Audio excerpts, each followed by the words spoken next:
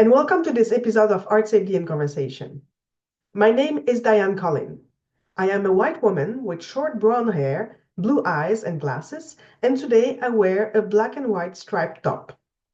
Behind me is a dance studio with gray walls, tall mirrors, and spotlights. This series presents artists, academics, and project leaders who dedicate their time and energy to a better accessibility for people with disabilities in the arts. You can find more of these conversations on our website, artsably.com, which is spelled ArtsAbly.com.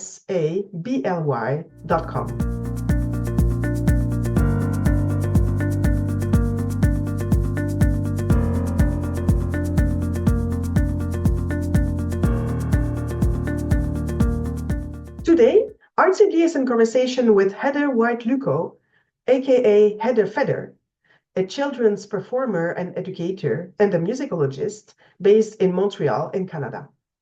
You can find the resources mentioned by Heather Feather during this episode on ArtsAbly's website in the blog section. A one, a two, a one, two, three.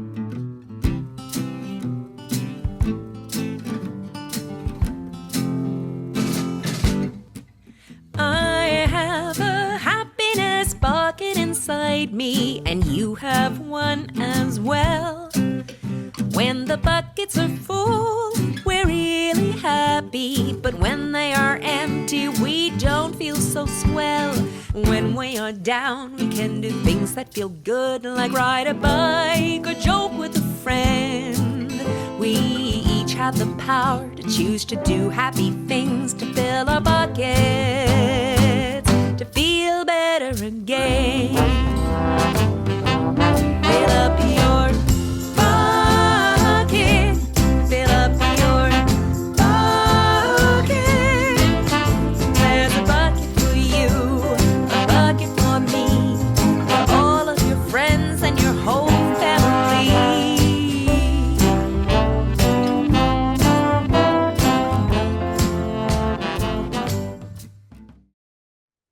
Welcome to this new episode of ArtsAbly in Conversation. Today I am with Heather White Luckow, aka Heather Feather, who is a children's performer and educator and also a musicologist based in Montreal in Canada. Welcome, Heather. Thank you so much. It's wonderful to be here. Well, you have an impressive field of activities in what you call kindie music, which is kids and indie music combined. I love this term, by the way. So when did that all started? What led you to that work with children? And as a musician yourself, where did it start? And also, if you could provide a visual description. Thank you. Absolutely. So my name is Heather. I am a middle-aged white woman who's fairly pale. I have shoulder-length brown hair, and I am wearing a orange dress. I have multiple sclerosis, and today actually is the first day of Multiple Sclerosis Awareness Month in Canada. And orange is one of my theme colors when I perform, because it's an important aspect of who I am and who I present to children. How did I start in music? So I think in the province of Newfoundland, we are born singing, and it's a very musical place. All my relatives are very musical. My dad is a very, very good amateur guitarist. He was an English professor and then an English teacher. And my mother has a beautiful voice. And my whole family sang. And like many other families, whenever we were together, we didn't watch TV. We didn't play a board game, we sang. And so this was how culture is handed down, how lessons are learned, how entertainment is had. And so music was always important to me growing up in my family and in my culture. I wanted to be a classical musician, and I focused on classical music all the way through. I think I first heard my first atonal, so 20th century, not tonal, not with scales, but more mathematically oriented music when I was 12, and I was instantly drawn to it, which is a little bit odd, I think. But at least my piano teacher told me it was very odd. But I loved it and I wanted to know how it worked.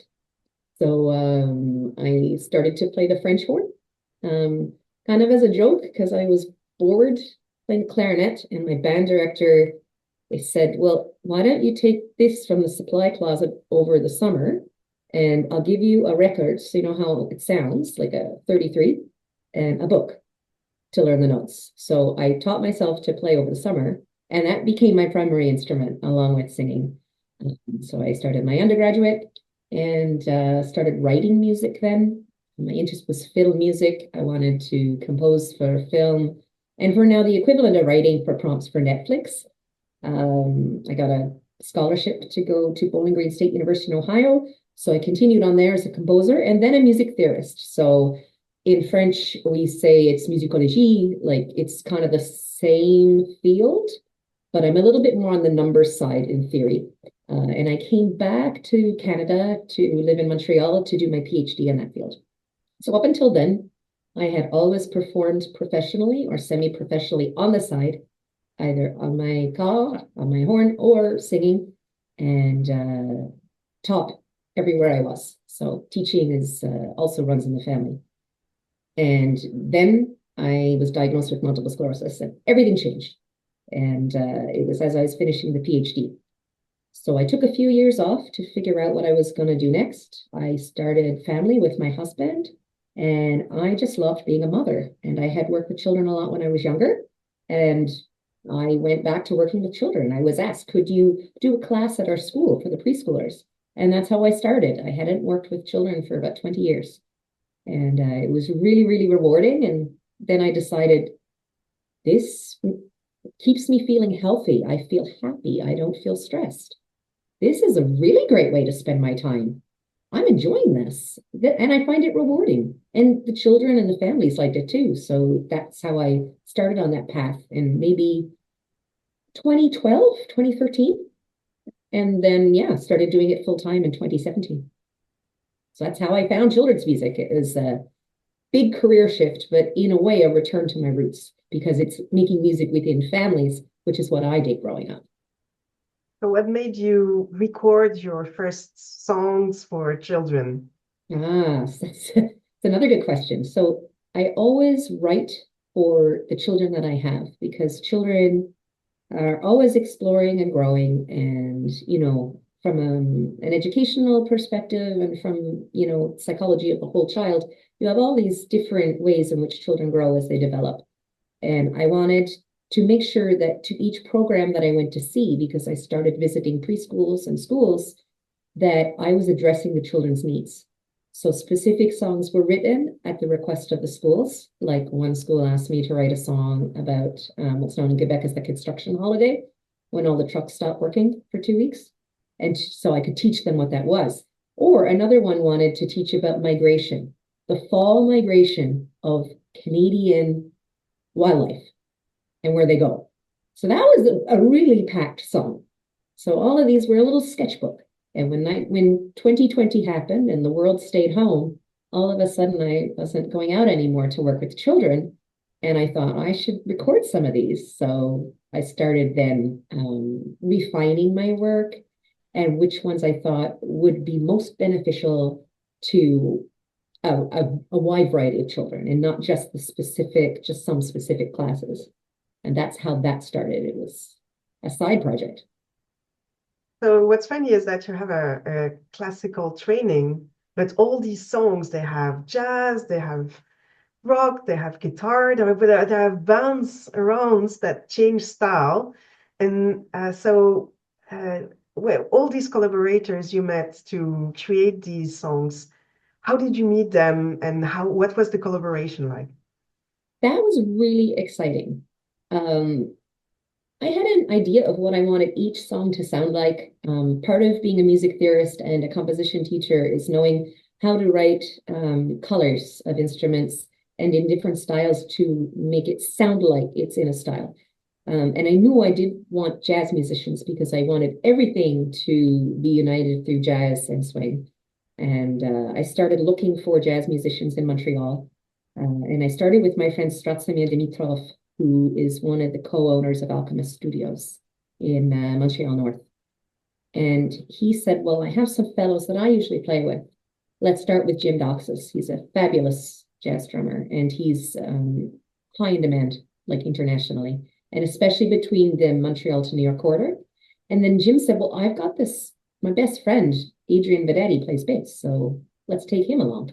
And so as the band got recruited, we recorded that first album together.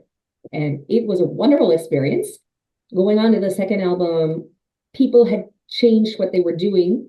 At the time of we were still a little bit in lockdown, so they had more time to record.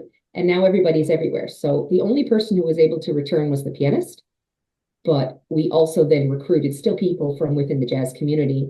And I also decided to work with a man named Dean Jones, who has won Grammy Awards for producing children's music. He's done writing for Nickelodeon, for Disney.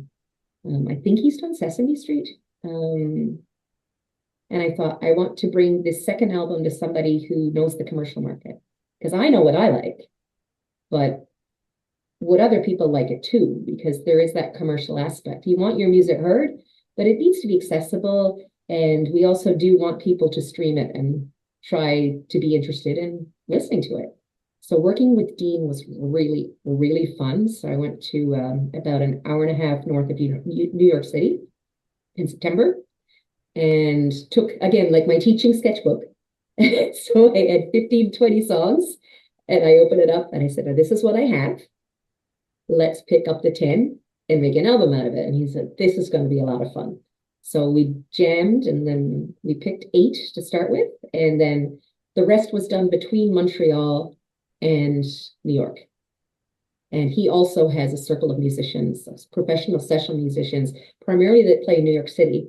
And they came out to record as well.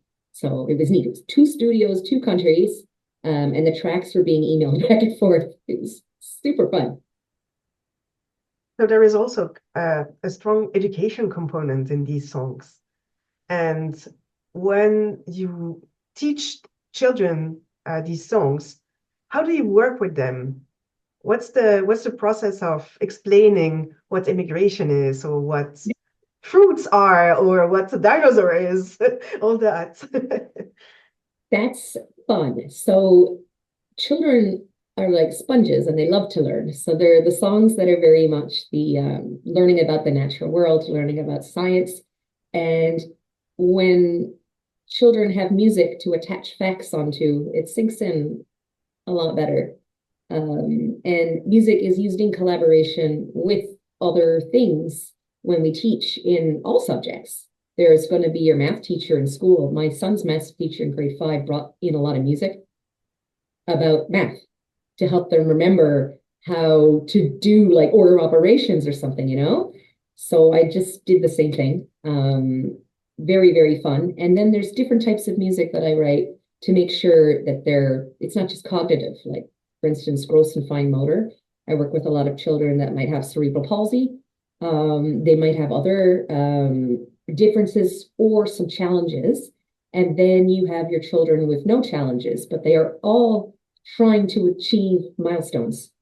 And as we grow, like the normal progression of a healthy child from crawling to bouncing, to be able to stand, to bounce, and then to jump. And then first it's going to be 1 foot, and then it's going to be 2 feet. So to write songs that challenge the child to achieve the milestone. And then the latest album is more social emotional growth. So it has to do with how to create community. And disability plays a large part in this one, as well as racism, standing up against, saying diversity is a good thing, and encouraging children to not judge a book by its cover, and to listen to these little stories that can be taken at face value, but you can also think, wait, I can ask them later. So do you think that the shark was really a mean guy in that song, or did he just want to play? But you were afraid when he came out because he was a shark, right? He didn't want to eat his friends. And in this song, he had a birthday cake, and he liked to bake, and he wanted to share his birthday cake. So, can you tell us more about this album? This album is super exciting. It's called Together, and it's probably the best word I could think of. Short to the point about everyone has a role in society. Everyone has importance. Everyone has value. Everyone has something to bring to the table. And as human beings in the same world, we are better when we work together. When we're helping one another, when we're supporting one another. The first song in the album is called Party. And it starts out, the first verse is, if you walk or if you roll, if you use a walker or a cane or a chair, just come in the door. It don't matter how you move, it only matters that you came. Because everyone in the world is unique, but we're all the same. We're all the same in that in an ideal world, we're all welcome to the party. Everyone is welcome. We make space for everyone. Some songs about how we can, children, as they're growing, they depend on their parents when they fall down to say, it's okay, it's going to be all right. Around the age of 4, they start to self-regulate. So they are able to pull themselves together and tell themselves, oh, that's okay, I'll be fine, and to calm themselves. So even starting at 3, and then at 4, they're moving away from the parents and they're doing more interpersonal relationships. And so a song, Fill Your Bucket, is about that. So when I'm sad, I can choose to fill up my own happiness bucket that's inside of me. I carry it wherever I go. The only purpose of it is to hold my happy feelings about myself. So when I'm sad, I can do something for myself. I don't need it from the outside. It's not extrinsic, it's intrinsic. For me, I ride a bicycle, and that's the lyric I used. Or joke with a friend. That fills my happiness bucket. Now, did you know that you can fill somebody else's happiness bucket at the same time? I can say to my friend, would you like to play together? Would you like to play a game? Would you like to go to a movie? All of a sudden, I'm happy because I'm with my friend, but they're happy because I made them happy at the same time. Or you give a friend a compliment, and when they're happy, it in turn makes you happy. You can also protect your bucket from other people being mean. Put a lid on your bucket. We still lead with kindness. We try to give good examples so that that person will not be a bucket dipper and will be able to fill up their own bucket someday. And then there are other songs about inclusion from all different perspectives of everybody needs someone to cheer for them. Everybody needs a great big hug. Everybody needs someone to know their name. Find someone sitting on their own and give them some love. And then the chorus is from the perspective of the child. I only want to be part of your game, so please include me. Don't look past me. I need some friends who know my name, so please include me and love me for who I am. So these are songs for children that are starting at 4, but an older set than the last album. This new one is more, I'm going to say K to 6, up to grade 6 to grade 7.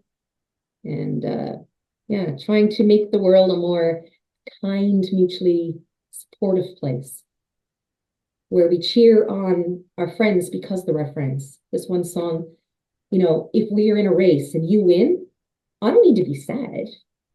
Even though I lost, you're my friend, so I should celebrate you because you're my friend. And when I celebrate you, that makes me happy too. And this is the last album that you released, right? This is the one that's coming out in June, and that single is out. So the 3 songs we just chatted about, the Bucket Song, Party, and Happy for You have all been released as singles. They're out now. They've been out for a few months. So what's the plan with this album launch? Are you going to tour? I hope so. There are some things in the works, but it hasn't been finalized. I'm hoping to do a lot of school shows. So to do them in blocks where I can take it, and then to have songs from my last album, I already have them in French. So when I go elsewhere in Canada, I can do a bilingual show. So when we're talking about healthy eating, because you were talking about the one with the why do we eat healthy? And I'm singing I can eat a rainbow. Why I eat the rainbow? Because it helps me grow up to be big and strong. So that one's easily translated, right? Je peux manger une banane. Or, you know, instead of I can eat a banana. So I've been working on that so that, yeah, it'll be a bilingual show with bilingual question and answer periods. And I hope it will, these songs are meant to spark conversation, to make you think. And there's often a lot of different layers in there. So it's accessible for a kindergartner, it's accessible for a 3-year-old. But a kid in grade 6 is going to read a lot more into it, and they're going to get the much bigger picture, probably at the adult level. And so we can do those with the songs. It's the questions that get asked even within the family, like, oh, well, I really thought that ending was surprising. That I wasn't expecting that to happen. Why did that happen? What does that mean? You know? But one thing that is interesting is that you created your music company with the idea to put the children and the parents together in a room and to make them work together on these songs, or kind of, have fun together on these songs. So what was the idea behind the company? Is that am I correct by assuming Yeah. that? Yeah, so that's the other part of what I do is called We Jam. So before I was a performer, I created a parent and child music company. That's what was then hired out to go into preschools with the educators of the children in place of the parents and the children. And the idea is that when I was growing up in Newfoundland, I wasn't just observing and listening to music, I was actively making the music with my family. And it was a collaborative activity that meant a lot more because there are pro-social bonds that can be formed when we make music together. There are things that we create. It's like it's bigger than the sum of its parts, you know? And I wanted to bring that to families. So some families, the parents don't know how to play any instruments, and I have, 10, 12 ukuleles on the wall, and I have them painted with nail polish for the fingerings. So children are working on their fine motor skills and like their pincer grip by learning to play a C chord. And then eventually they get to the right fingering, but the parents are doing it too. So the parents go out and buy the ukulele, and then they go home, and now all of a sudden they have two, and daddy and child are playing together. Mhm. Yeah, that's very nice. It's really, really rewarding, honestly, to see parents interacting with their children at their level and to see them growing together. And the parents actually modeling, it's okay, I'm learning too. That's very Mhm. special. And children can go back at home and say, so you remember the part where the so who are you when you're teaching these songs, you're Heather Feather? Sometimes I'm not. It depends on where I am. So Okay. when the oldest classes that I have at the preschools and in my home studio, I can be, absolutely. And the children are able to understand. I also take babies. So that's very much more working on developmental milestones in, like you have your spheres of language, cognitive development, physical development, fine and gross motor skills in your language. So getting those in there. And just encouraging the parents to have fun with the children so that as they grow, they can grow through my program. Some of them go off, they do other things. Some go for a year and then come back. So they pop in and out of the program. And as long as the children come back into an age appropriate class, it's like they never left. Because those children are also collaborative and they work with one another. And one child can go up to the other and say, try using this finger instead of this one. Because they interact like a family, right? They've internalized the social lessons of helping. And then in other school, you're Miss Heather? some schools, they call me Heather Feather. Heather Feather. The name actually came because I am in Quebec and the children couldn't say Heather at all.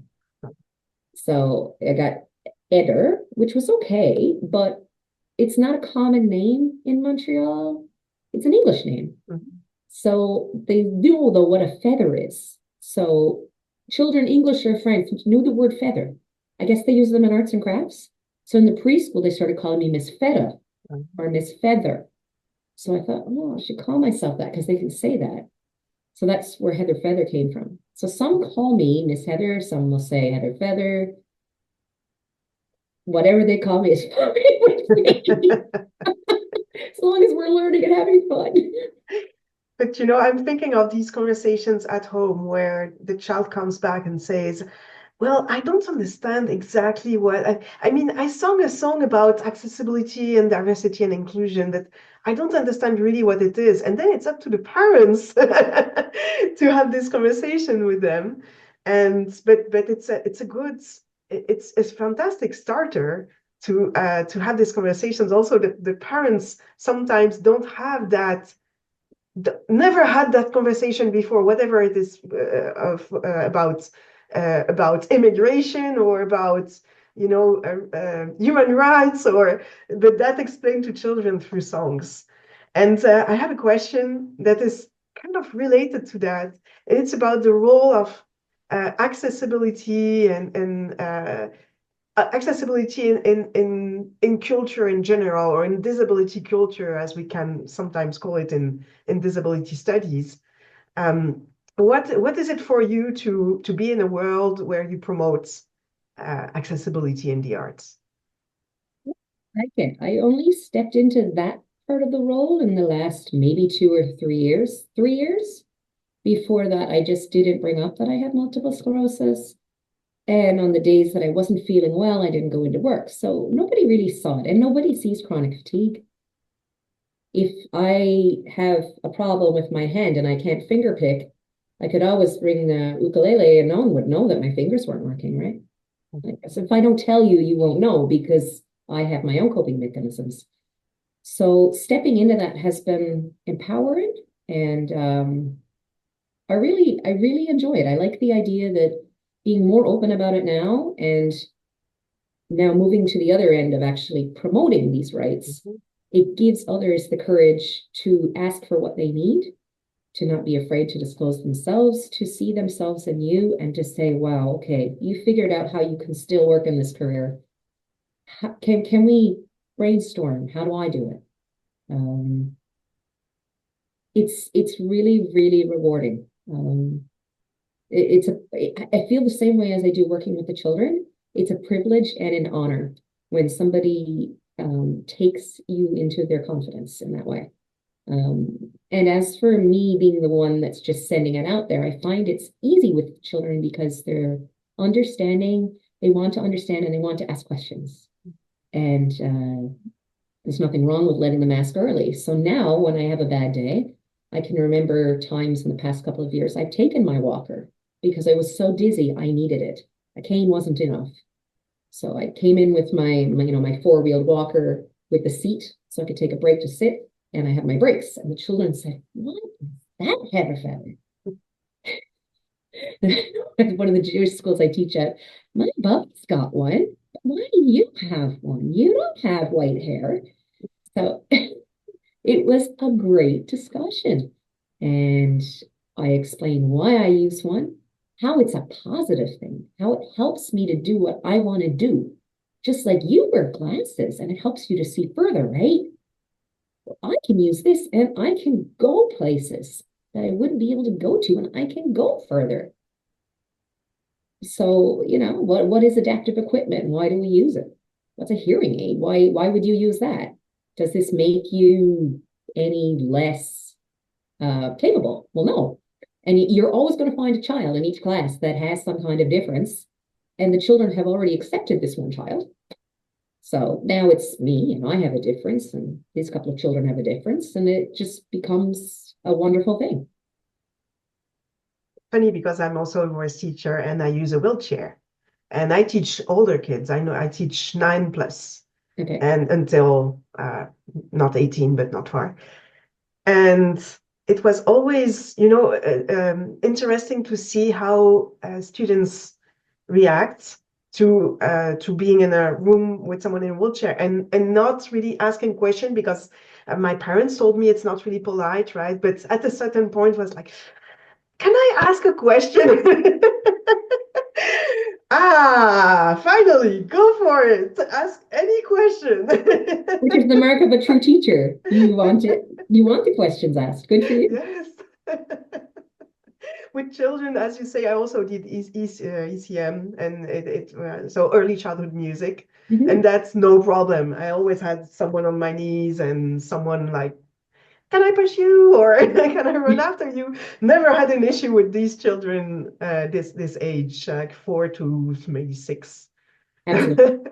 They're very understanding, and they don't see any differences as a negative. They just say it's a difference, but so what? So we know each other from an organization called ROMT, Recording Artist and Music Professional with Disabilities. So first of all, you are a pro member of ROMT, so meaning you're really embracing now this strength of you. And also, we are not a lot of musicologists, but I think you're the only music professional who works with children. I'm not sure, but I think you are in the whole pack of professional, and we have a lot right now. It's 80. So thank you. It's been a really great group to join. Yeah, it's fabulous. I'm really happy I did. Yeah. I know some teach younger children, but I don't think any teach any do songs for children themselves. And so I'm so happy when I see our conversations in these groups that you can represent that. I really like being able to do it too because I only joined Ramp. I only found out about Ramp through Andrew and Polly when they were nominated for a Grammy for Best Children's Album of the Year. Not last year, but the year before. And Andrew was blind. Aha. So I saw him standing next to Lachi and thought, wait, what's this group called? And it was because I was following them on Instagram and I was saying, I'm so proud of you, congratulations. And then they said something about Rant. So then I said, well, what is Rant? So there's one other member that I know that does children's music. So Who's that? they're pro members, but they're lovely, Andrew and Polly, and they're so talented. Oh yeah, okay. Live in California. Yes, true. Yeah, I remember now. Sorry, Andrew. But I remember because that's the way I found out about the group. Mm-hmm. Yes. Yeah, it's a fantastic group. And it's really they transformed the way the Grammy Awards are held. They transformed discussions in the Recording Academy, and Lachi is really such a great motto of this group, really. Absolutely. And when I was at Folk Alliance International representing REMT, it was just wonderful to be able to have so many people that had come that it's a similar thing. They're either programming for festivals, they're venue owners, and they want to know how to make sure that the spaces are more accessible. Processes of application is including everybody, that there's nobody that can't apply. How do you make sure you're getting really representative? Are you like scaring people away that are part of the disabled community before they even get a chance to think about going in the door? And yeah, some really, really great discussions there. Okay, so I have a last question for you. And it's about people who might have counted in your career or might have motivated you, might have launched you to a certain path. If you had to think of one or maybe two people who really were there in your career for you, who would it be and why? There are many for many of us. I think the most impactful two were the ones that saw that I was disabled before I knew I was disabled and encouraged me to keep going. So they knew that I was finding it hard and said, but don't give up. No, we don't know what's wrong with you, but keep going. That was special. So in my undergraduate, I was having a lot of health problems and I was having problems walking and with numbness in one leg. And my French horn teacher, who was also the head of theory and she taught musicology, said, I don't know what this is, but take the day, go get, a CAT scan or whatever. And I would be told, like, I worked with this lady for 4 years. And every time I went in, it was, oh, this is a migraine that's just showing up as part of your motor problems, even if you don't have a headache or all kinds of strange things they're saying, like, we don't know what this is. And she always encouraged me to keep going. And then also a lady that was the head of my department. She was my department chair during the PhD. And we became good friends.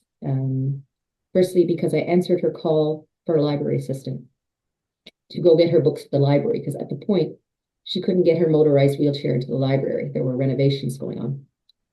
And so she introduced herself. Her name is Eleanor Stubley. And she is also a musicologist, conductor, and she taught music education courses at McGill. So she was a triple threat. She was also a French horn player.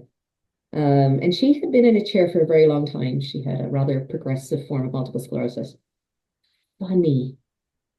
funny, dark sense of humor, soft spoken, and just so capable. And she figured out I had multiple sclerosis before I knew what it was. And I remember once being upset in her office after we'd become friends, and I said, I don't know what to do. I saw a neurologist who's diagnosed me and said I don't meet all the criteria. And she said, you should go to my neurologist. So she picked up her office phone, called her neurologist, and said, I have an appointment next week. I have a student here. I need you to give her that appointment.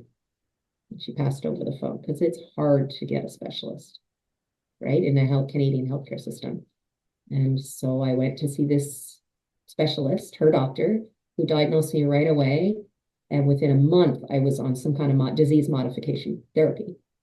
And she is also the one who encouraged me to take some time away from teaching at McGill, from studying, to take a year of leave, to take the maternity leave once I got married, to start a family, that I could do it. And eventually to encourage me, once we figured out that it was stress of being in academia, to step away. And I wouldn't be where I am if it wasn't for her. I say, I don't owe someone my life, but I owe her my legs. I would also be in a chair by now if it was not for her and that diagnosis. Like, it was just an incredible gift. Yes, and people, I think, don't know, don't realize, or don't really see what is happening in when we are engaging ourselves with an academic career. It's very stressful. We try to do our best with the students, but also when what happened to you is that you didn't have this role model before meeting her, who was like, everything's gonna be all right. Even if, what's the name of your first teacher who you mentioned? Her name was Kjellren Hesteken. She was a Norwegian lady. She's wonderful. So you have people who don't know what's happening, but who are just cheering you up and saying everything's going to be all right. But still, until you meet this person who's like, I know what's happening. I went through that. And then you can see things differently and saying, okay, so I might be okay then. Exactly. And that's why I'm happy to do what I do now with Ramped, because now when I go into a conference, I meet people who are where I was, and I can be that person to them. And it's just a random encounter, but you never know how you affect the lives of others, and how a few kind words and then a quiet conversation over coffee can help somebody get new perspective, and they won't give up either.